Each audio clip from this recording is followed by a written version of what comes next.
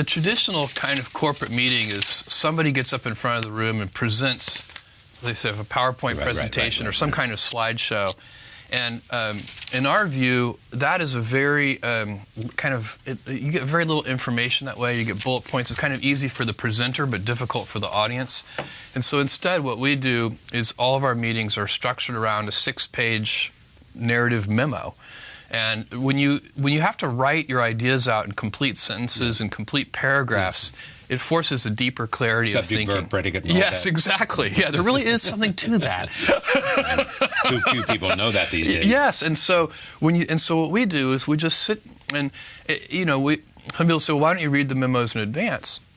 Well, part of the problem there is that time to read them in advance doesn't materialize out of nowhere. Yeah. And so this way, everybody has the time because we're all sitting around the table reading simultaneously.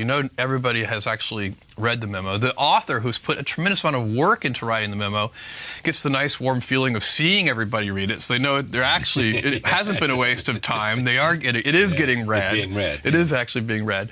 And there's another nice thing about this approach, too. If you have a kind of a traditional PowerPoint presentation, sometimes executives are very good at interrupting, and so the person will get halfway into their presentation, and then some executive will interrupt the conversation, and that question that the executive asked probably was going to be answered 5 slides in. Yeah. And so if you read the whole 6-page memo, it often happens to me, I get to page 2 and I have a question I jotted in the margin, and by the time I get to page 4, the question has been answered, so I can just cross it off, and it saves a lot of time.